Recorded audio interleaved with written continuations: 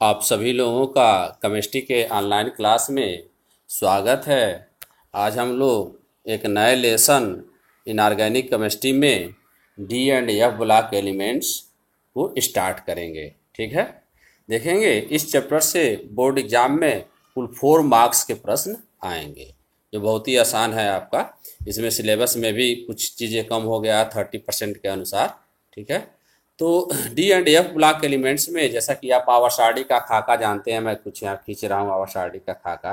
जैसे आवर्साडी जो आप पढ़े होंगे, यहाँ किनारे आपका एस ब्लॉक एलिमेंट्स है, ये बीच में आपका डी ब्लॉक एलिमेंट्स है, फिर यहाँ पे आपका पी ब्लॉक एलिमेंट्स है और नीचे आपका एफ ब्लॉक एलिमेंट्स है, 2 श्रेणियों में। ठीक है, एक 4F श्रेणी या लैंथेनाइड श्रेणी बोलते हैं और एक 5F श्रेणी या एक्टिनाइड श्रेणी बोलते हैं।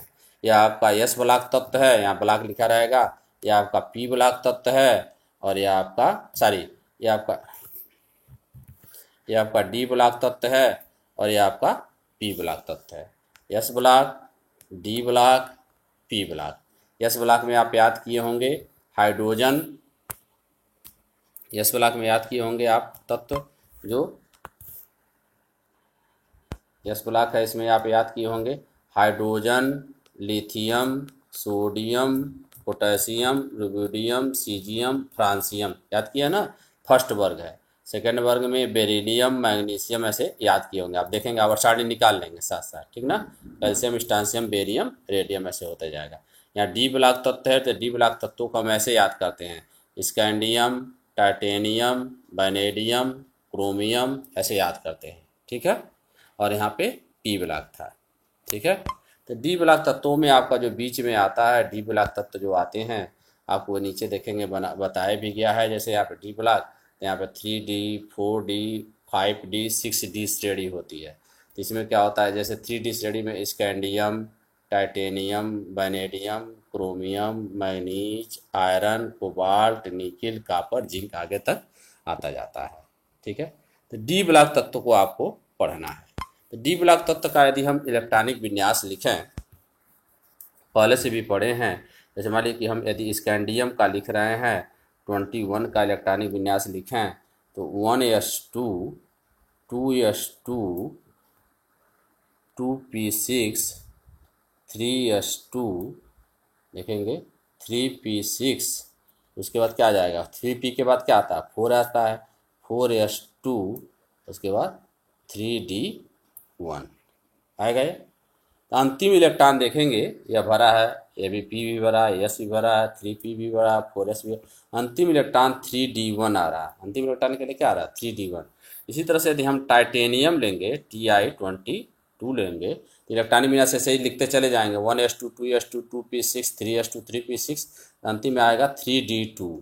वैनेडियम लेंगे 23, तो इसका इसी तरह इलेक्ट्रॉनिक विन्यास 1s2, 2s2, 2p6, 3s2, 3p6, 4s2, 3d3। मतलब डी ब्लॉक में देखेंगे यदि हम 3 को n माने, सॉरी 3d नहीं, यदि हम 4 है, अंतिम में क्या है 4 है, 4 को n माने तो ns है या 3 तब क्या हो जाएगा, n-1 होगा कि नहीं होगा, बोला n-1 होगा कि नहीं होगा। हाँ, या हम इसको ऐसे भी लिख सकते हैं, जैसे मान लें कि हम स्कैंडियम को यदि लिखें, स्कैंडियम 21 का, तो 1s2, 2s2, 2p6, 3s2, 3p6, 3d1, D को हम पहले लिख लें, और 4s2, ठीक ना, या 4s2 है, तो यदि हम इसको n माने तो यह 3d क्या हो जाएगा, n-1। मतलब इसी में 3 या ns है, n-1 d है, तो n-1 d में ही इलेक्ट्रॉन भरता है। डी में क्या होता है, मतलब n को यदि हम अंतिम कोष माने तो उससे पिछला कोष क्या होगा, n-1। जैसे यदि चौथा अंतिम कोष है तो उससे पिछला कोष क्या होगा, 3। ठीक ना, तो इसमें डी ब्लॉक तत्व में इलेक्ट्रॉन जो होते हैं n-d उपकोष में क्या करते हैं, प्रवेश करते हैं। आप इलेक्ट्रॉनिक विन्यास जानेंगे। ठीक है, तो वे तत्व जिनके अंतिम इलेक्ट्रॉन n-1 डी ऑर्बिटल में प्रवेश करते हैं डी ब्लॉक के तत्व कहलाते हैं। क्या कहलाते हैं? डी ब्लॉक के तत्व कहलाते हैं। इन तत्वों को दीर्घाकार आवर्त सारणी में, जैसे एस ब्लॉक हो गया या डी हो गया या पी हो गया, एस ब्लॉक तत्व है या पी ब्लॉक तत्व है, डी ब्लॉक तत्व है। इन तत्वों को, यही डी ब्लॉक तत्व है ना, या इन तत्वों को दीर्घाकार आवर्त सारणी में एस और पी ब्लॉक तत्वों के मध्य रखा गया है, इसीलिए इनको हम संक्रमण तत्व भी कहते हैं, ट्रांजिशन एलिमेंट भी कहते हैं। ठीक है, ध्यान देंगे आप ये चीज। इनमें क्या होता है, इन तत्वों में n-1 डी ऑर्बिटल आंशिक रूप से, मतलब पूर्ण रूप से भरे नहीं होते हैं। हर समझ में आप? हाँ, ये चीजें आप देख लेंगे जो चीज बताया गया। अतः इन्हें हम संक्रमण तत्व भी कहते हैं, मतलब एस और पी ब्लॉक तत्वों के मध्य रखे गए हैं ना। इन तत्वों के n-1 डी ऑर्बिटल अपूर्ण होते हैं। डी ब्लॉक तत्वों की 4 श्रेणियों में वर्गीकृत किया गया है। जैसे जो 4 श्रेणी में आवर्त सारणी में देखेंगे आप, आगे बनाया भी गया है। तो 4 श्रेणी मतलब एक 3D श्रेणी, 4D श्रेणी, जैसे यहाँ पे दिया गया है 3D श्रेणी, प्रथम श्रेणी या 3D श्रेणी, द्वितीय श्रेणी या 4D श्रेणी, तृतीय श्रेणी या 5D श्रेणी, चतुर्थ श्रेणी या 6D श्रेणी। इस श्रेणी में अंतिम इलेक्ट्रॉन 3D ऑर्बिटल में प्रवेश करते हैं। इसमें 3D ऑर्बिटल में कितने तत्व हैं, स्कैंडियम से लेके जिंक तक, जैसे यहाँ पे देखेंगे लिखा गया है, यहाँ पे लिखा गया आप, जैसे 3D श्रेणी है, देखेंगे 3D, scandium, titanium, vanadium, chromium, manganese, iron, cobalt, nickel, copper, zinc. परमाणु क्रमांक देखेंगे 21, 22, 23, 24 से लेके 30 तक है। ठीक है, तो 3D श्रेणी है। इसमें कितने तत्व हैं? कुल 10 हैं। और कहाँ से कहाँ तक हैं?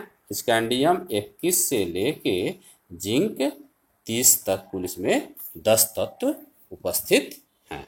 ठीक है, इसी तरह से 4D श्रेणी, 4D श्रेणी में अंतिम इलेक्ट्रॉन जो होंगे वो 4D ऑर्बिटल में प्रवेश करेंगे। इसमें भी कितने तत्व हैं? कुल 10 तत्व हैं।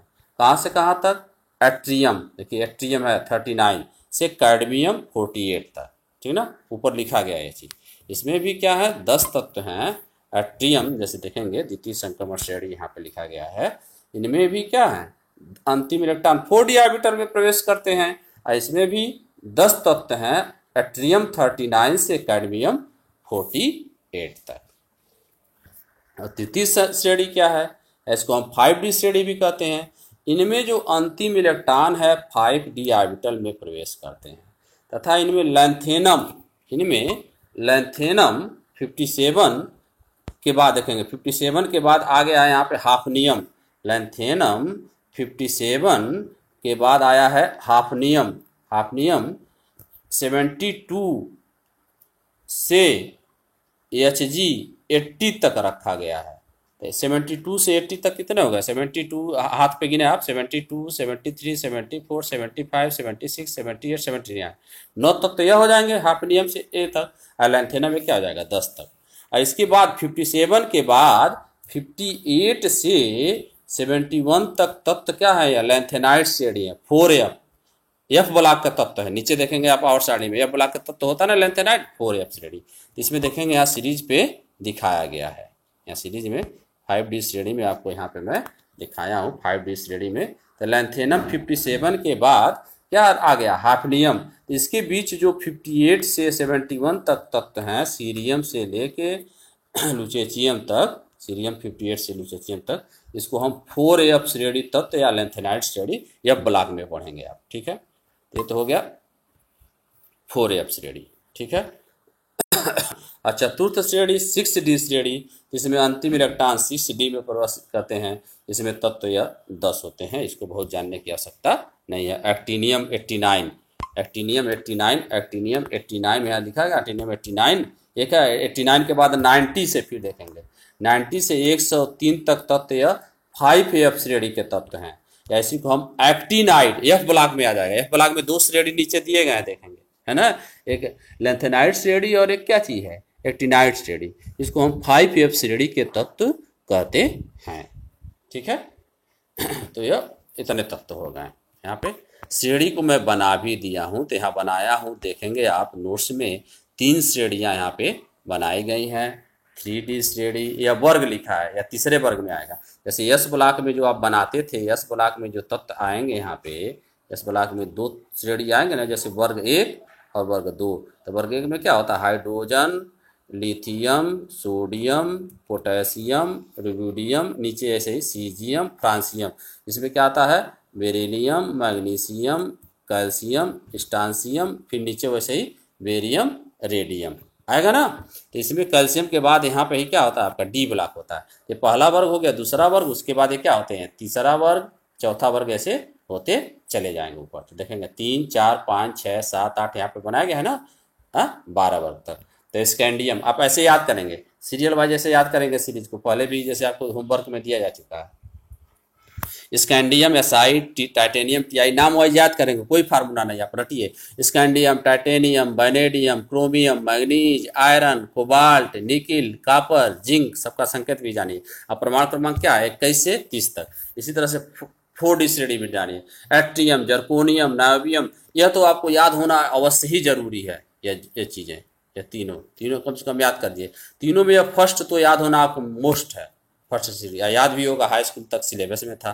Scandium, titanium, vanadium, chromium, manganese, iron, cobalt, nickel, copper, zinc, ऐसा ना। आपको आगे जब कोऑर्डिनेशन कंपाउंड पढ़ेंगे आप उपसंयोगिक, तो उसमें भी इसका यूज आएगा। इसलिए मैं आपको जोर दे रहा हूँ कि हर हाल में आप क्या करिए, इसको याद कर लीजिए, ठीक है। तो दूसरा श्रेणी 4D श्रेणी है, एट्रियम, जर्कोनियम, नायोबियम, मालिब्डेनम, टक्सेनियम, ruthenium, rhodium, palladium, silver, cadmium. प्रमाण क्रमांक 39 से लेके देखेंगे 39 से लेके 48 तक। फिर यह है लैंथेनम के बाद क्या आ जाएगा, हाफनियम, 57 के बाद 72, 14 तत्व लैंथेनाइड आ जाएंगे। लैंथेनम के बाद आते हैं, इसलिए इसको लैंथेनाइड कहते हैं। तो 57 lanthanum, hafnium, tantalum, tungsten, rhenium, osmium, iridium, platinum, gold, Hg याद कर लेंगे आप। बार बार लिख के याद करिए, 10 बार लिखिए, 20 बार लिखिए बैठ के, ठीक है ना। इसको आप याद करिए। ये तो हो गया आपका संक्रमण तत्व। तो संक्रमण तत्वों में आप जाने, संक्रमण तत्वों में क्या होता है, जैसे हम इनको संक्रमण तत्व क्यों कहते हैं, या एस ब्लॉक और पी ब्लॉक तत्वों के मध्य रखे गए रहते हैं। एस ब्लॉक है, पी ब्लॉक है, डी ब्लॉक, इनके गुण क्या होते हैं, इन्हीं तत्वों के मध्य होते हैं। इसलिए इनको हम संक्रमण, ट्रांजिशन स्टेट जैसे एक होता है, इसलिए हम इनको हम ट्रांजिशन एलिमेंट या संक्रमण तत्व कहते हैं। और संक्रमण तत्वों के n-1 d ऑर्बिटल आंशिक रूप से क्या होते हैं, भरे होते हैं। 3 श्रेणियाँ याद कर लेंगे, याद कर लिए तो और सब प्रॉपर्टी आपको जानने में क्या हो जाएगी, आसानी हो जाएगी, ठीक है ना। याद कर लेंगे तो इलेक्ट्रॉनिक विन्यास लिखना भी और कंपटीशन के लिए भी आसानी होगी, इसलिए याद करने के लिए जोर दिया जा रहा है, ठीक है। अब इसमें आप आगे जानेंगे, अगला टॉपिक आपको बताया जाएगा डी ब्लॉक तत्वों मतलब संक्रमण तत्वों के सामान्य लक्षण। मोस्ट इंपॉर्टेंट है, पूछ दिया जाता है कभी कभी। तो डी ब्लॉक तत्वों के मुख्य लक्षण निम्नलिखित हैं, यहाँ पे दिया गया संक्रमण तत्वों के। पहला इलेक्ट्रॉनिक विन्यास, तो इनका इलेक्ट्रॉनिक विन्यास, सामान्य इलेक्ट्रॉनिक विन्यास क्या होता है, n-1 d1 to 10 ns1r2 होता है। जैसे देखा सामान्य इलेक्ट्रॉनिक विन्यास कैसे निकला, जैसे स्कैंडियम यहाँ लिखा गया, देखेंगे स्कैंडियम का 1s2, देखा इन है स्कैंडियम का आगे तक 1s2, 2s2, 2p6, 3s2, 3p6, 3d1, 4s2। तो अपूर्ण का दिया जाता है, तो यहाँ पे देखेंगे क्या हो गया जो दिया गया है, तो n हो गया ना, n-1, हाँ n-1 हुआ कि नहीं स्कैंडियम के लिए। स्कैंडियम के लिए देखेंगे आप, जो स्कैंडियम का लिया जा रहा है, तो स्कैंडियम के लिए क्या हो जाएगा, ऊपर मैं लिख रहा हूँ n-1 d1 ns2 हो गया। टाइटेनियम का लिखेंगे तो क्या हो जाएगा, यही n-1 d2 ns2। वैनेडियम का लिखेंगे तो क्या हो जाएगा, देखेंगे यही d3 हो जाएगा, n-1 d3 ns2। क्रोमियम का लिखेंगे तो क्या हो जाएगा, n-1 d5 ns1 है, ठीक है ना। तो n-1 में कितने इलेक्ट्रॉन तक भर रहा है, अंतिम में देखेंगे यहाँ पे 10 इलेक्ट्रॉन तक। यहाँ से यहाँ तक जाने में कितने इलेक्ट्रॉन भरेगा, 10 इलेक्ट्रॉन तक। तो सामान्य इलेक्ट्रॉनिक विन्यास क्या हो जाएगा इसका, डी ब्लॉक तत्वों का सामान्य इलेक्ट्रॉनिक विन्यास हमेशा अपूर्ण कोषों का ही दिया जाता है। तो क्या हो जाएगा n-1 d1 to 10 ns में कितना है, देखेंगे ns में या तो यहाँ पे एक इलेक्ट्रॉन होगा या तो दो इलेक्ट्रॉन, तो NS एक या दो, यही पे दिया गया है। समझ में आया ना, देख रहे हैं आप लोग। तो यहाँ पे दिया गया है कि इन तत्वों के बाह्य कोश का समान इलेक्ट्रॉनिक विन्यास N-1 D1 to 10 NS1 या 2 होता है। जैसे देखेंगे यहाँ पे, ये तो हो गया N-1, या N-1 हुआ और या N हुआ, N-1 3 के लिए हो गया और N क्या हो जाएगा 4 के लिए हो गया, तो NS है। तो NS में कितना इलेक्ट्रॉन है, जैसे देखेंगे 2 2 2 1 2 2 2 2 1 है ना। और डी में क्या है देखेंगे 1 2 3 बीच में 4 नहीं 5, मतलब कितने इलेक्ट्रॉन डी में हो सकते हैं N- तब क्या हो जाएगा इलेक्ट्रॉन में N-1 D1 to 10 हो जाएगा, NS1 या 2 होता है। और यहाँ पे आपका इसका इलेक्ट्रॉनिक विन्यास भी दिया गया है, यहाँ पे इसका इलेक्ट्रॉनिक विन्यास भी दिया गया है। देखेंगे स्कैंडियम टाइटेनियम, या याद भी किया है आपको जैसा बताया हूँ, स्कैंडियम टाइटेनियम वैनेडियम, और यहाँ पे ये परमाणु क्रमांक लिखा गया है। यहाँ पे इसी 21 22 23 24 25 26 27 28 29 30 इलेक्ट्रॉनिक विन्यास यह है। देखेंगे यहाँ पे 3D को पहले लिया गया है। आप पहले से भी इलेक्ट्रॉनिक विन्यास जानते हैं तो देख लेंगे, अच्छी बहुत यूज आएगा। देखेंगे या पूर्ण रूप से भरे हुए ऑर्बिटल है, 1s में s में 2 होते हैं तो 2 इलेक्ट्रॉन भर गए, फिर 2s में 2 होते हैं 2 इलेक्ट्रॉन भर गए, p में क्या होते हैं 6 होते हैं तो 6 इलेक्ट्रॉन भर गए, ऐसे ठीक है ना। हाँ, तो ऐसे करते चले जाएंगे आप, तो जरूर जान लेंगे, ठीक है। तो उपरोक्त से स्पष्ट है, नीचे लिखा है देखेंगे, उपरोक्त से स्पष्ट है कि इन तत्वों के केवल N-1 D अर्थात 3D में उपस्थित इलेक्ट्रॉन की संख्या भिन्न भिन्न है। 3D में उपस्थित इलेक्ट्रॉनों की संख्या भिन्न है ना, किसी में 1 है 2 है, किसी में 3 है, किसी में 5 है 6 है 7 है 8 है 9 10 है ना, भिन्न भिन्न है। तो इलेक्ट्रॉनों की संख्या, जब उपस्थित इलेक्ट्रॉनों की संख्या भिन्न भिन्न है तो इनमें अर्धभरे भी हैं। अर्धभरे मतलब क्या होता है, डी में अधिकतम कितने इलेक्ट्रॉन होते हैं 10, डी में 5 इलेक्ट्रॉन हो जाएंगे तो क्या हो जाएगा अर्धभरा ऑर्बिटल कहते हैं, हाफ फील्ड। डी में 5 हो जाएंगे तो 5 होता है ना ऐसे डी, हाँ, 1 electron 2 electron 3 electron 4 electron 5 electron. अब पूरा भरा रहेगा डी में तो पूर्ण भरे ऑर्बिटल कहते हैं इसी को हम। तो या 2 इलेक्ट्रॉन 2 4 ऐसे 1 इलेक्ट्रॉन पहले भर लेते हैं, फिर पेयर करते हैं तो ये 10 हो जाएंगे, ठीक ना। तो जो अर्धभरे होते हैं मतलब D5 और D10, जिनके बायकोश में अंतिम में अर्धभरे इलेक्ट्रॉन होते हैं, वे अधिक अस्थायी होते हैं। क्या होते हैं, वे अधिक अस्थायी होते हैं।